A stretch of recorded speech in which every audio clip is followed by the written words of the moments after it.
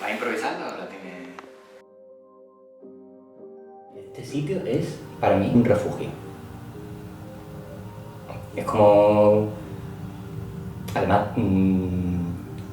con la excusa de que pinto, de que creo, la gente me respeta mi espacio y mi tiempo de trabajar en esto. Entonces me meto en el estudio y hago lo que quiera. Que puede ser jugar al Tetris, ver vídeos, pintar y echar el rato aquí, leer, pero es como que cierro la puerta y por lo demás puedo esperar. Y si alguien me pregunta dónde estoy, digo que estoy aquí, que ya veré cuándo salga. Entonces es una vía de escape. Normalmente cojo un bastidor nuevo, o lo monto yo, que tengo ahí el rollo de tela y los listones, y empiezo a pintar cualquier cosa. Empiezo a manchurrear, o probablemente intento buscar parecerme lo máximo posible a algún artista que me guste en ese momento, por eso digo que copio mucho. Y probablemente lo que pase a continuación, a lo largo de los días con ese cuadro, es que lo vaya tapando. Y un cuadro mío no... O sea, puede ser víctima de ser tapado hasta que salga del estudio. Mira, yo me traje hasta esto, pero te la bajo en realidad, una escultura de mi abuelo. A mi abuelo le encantaba hacer escultura y esto, lo que pasa es que no era muy bueno. Pues te diría que trabajo con música, pero no, la mayoría de las veces no.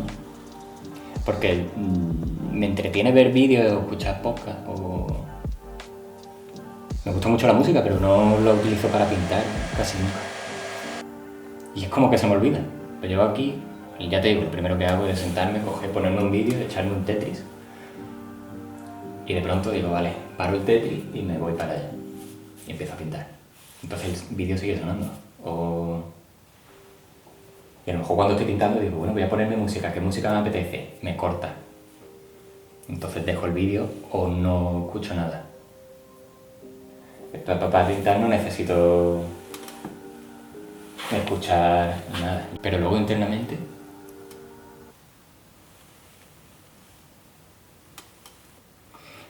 No sé, es como yo antes nadaba.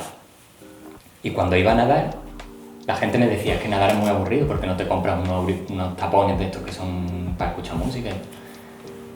Y yo siempre contestaba que a mí me gustaba el aburrimiento. Entonces lo máximo que hacía era contar los largos que llevaba. Iba, volvía, me tiraba 1 hora nadando y hacía a lo mejor 2 kilómetros. Y entonces hacía un largo, son 25 metros, otro son 50, 4 son 100 y así iba contando. Y iba pensando en lo que me quedaba. Entonces es lo más cerca que he estado. Siempre he pensado que es lo más cerca que he estado de no pensar en nada, pero al final estaba contando. Y en este caso, tendría que pintar ahora para saber en qué pienso cuando pinto. Si me pongo a rememorar qué pienso cuando pinto, no me sale nada. No, para no pintar, yo siempre pienso que tengo que pintar. Como una obligación, como una imposición. Como que empecé a pintar, entonces no lo puedo abandonar porque tengo la suerte de que pinto, que la inmensa mayoría de las personas no tienen esa suerte. Podrían hacerlo, pero al final es como una suerte, ¿no? Porque nadie se va a poner por obra y gracia de Dios a comprar un cuadro y a copiar algo o crear algo. Sí, ahí sí que tengo esa necesidad. Como primaria, de estar aquí, de pintar, de hacer algo. Estoy como disfrutando mucho, como si fuese un juego, un entretenimiento. Pero que me da felicidad, no es como jugar al Tetris. El Tetris no sé si me calma. Sí, los cuadros son un resultado del juego, o sea, no... Sobre todo en este momento. Cuando veo a mi sobrino que se pone a dibujar y le da exactamente igual salirse, pintar la mesa, equivocarse, estoy todo el rato forzando eso. Y ahí viene la frustración de la que hablaba antes, porque eso es imposible.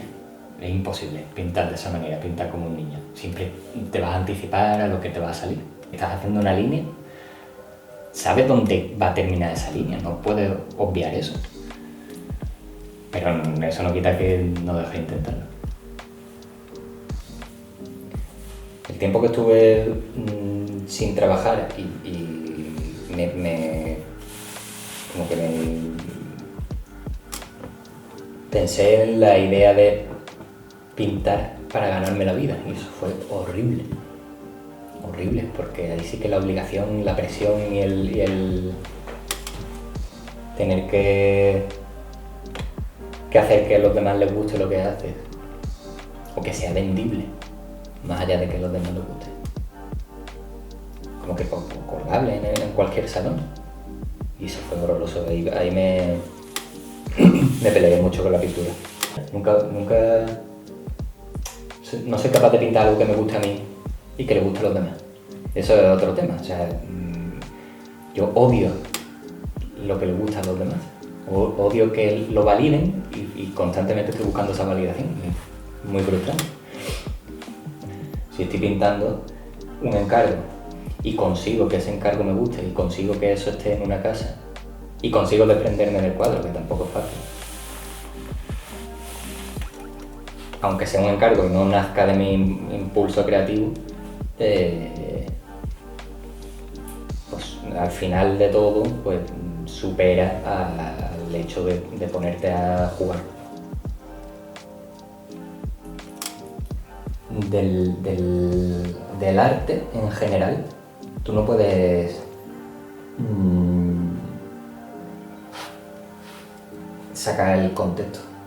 Eso es fundamental para disfrutar de las obras de arte en general, o sea, de la música, de la pintura, de teatro, de lo que sea. O sea, tú necesitas conocer un poco qué ha habido antes, quién ha habido antes, quién hay detrás de la obra. Pues sí, la cultura es fundamental para valorar y apreciar, en este caso, la pintura. A la gente le pasa lo que más te llama la atención de una obra. Si tú llegas virgen a un museo, lo que más te llama la atención es la destreza. Y hace siglos que nos intentamos olvidar de eso. Pues no es necesario que el artista esté o que exista. Lo único que tiene que existir es su obra.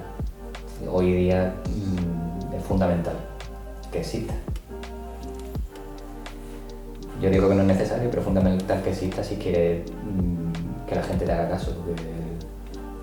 Que la gente te haga caso. Que te haga caso al final es que te compren y que tú puedas vivir de eso y que tú puedas convertir esto en un trabajo y que puedas convertirte en artista, desde mi punto de vista. Y esa es la contradicción, ¿no? O sea, pensar que el artista al final es una profesión o es un modo de vida.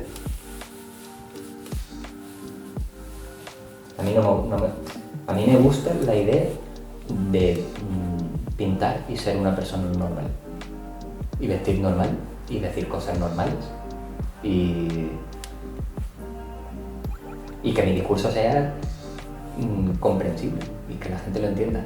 ¿Tú quieres que lo diga mirando a cámara o que lo diga mirando a él? Probablemente sea contradictorio en todas las respuestas. Y además las respuestas que te doy hoy no tengan nada que ver con las que te podría dar mañana.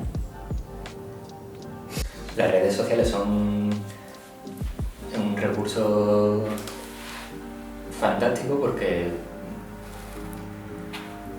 tienes algo que antes no tenías, que es ver el proceso de los artistas en directo prácticamente. Y antes la manera que tenías de nutrirte de tus colegas artistas era o ver lo que habían publicado, las exposiciones, en caso de que estuviesen consagrados, o ya está, tirar de los viejos, de los muertos. Y en cambio ahora tenemos la posibilidad de tener una ventanita a lo que está haciendo alguien que está en la otra punta del mundo, al que puedes admirar, al que puede copiar bien, pero por otro lado la herramienta al final no sé si te quita más de lo que te da. Te aporta mucho, pero fácilmente te lleva a perderte en cosas que no te nutren de ninguna manera. Igual lo mejor para ti a la hora de trabajar, aunque te prives de eso, de ver lo que están haciendo los demás, liberarte de tanto estímulo. Hay una cosa que tienes que entender cuando pintas, y es que es dificilísimo de entender porque ni yo lo asimilo en condiciones, pero es imposible gustarle a todo el mundo, es muy difícil. En el momento en el que le gusta a todo el mundo, pierde, no sé si pierde personalidad o te comercializa, que eso no es lo peor que te puede pasar, pero pierdes la esencia. Bueno, yo creo que a mí lo que me pasó, que yo creo que es lo que le pasa a todos los artistas hoy día. Tú empiezas a pintar de niño como todo el mundo y simplemente no dejas de pintar. La mayoría de los niños dejan de pintar. Cuando ven que lo hacen mal, te haces mayor, ves que cuando estás copiando algo no te sale igual, te frustras y lo abandonas. Todos los que pintan, todos los que dibujan, todos los que su familia, sus padres, sus tíos, sus abuelos siempre han dicho que bien pinta este niño, que bien dibuja este niño, entonces no lo dejas porque siempre te están valorando. ¿Qué piensas tú ahora de algo que han pintado hace 100 o 200 años? No creo que llegue a nadie dentro de 200 años mi pintura. Los cuadros que pinto, sé no, pero lo más probable es que en algún momento los tiren a la basura mis nietos, porque al final, ¿qué haces con ellos? Los enrollas, los guardas, no los vas a vender. No, evidentemente pinto muchísimo más de las casas que van a coger mis pinturas, entonces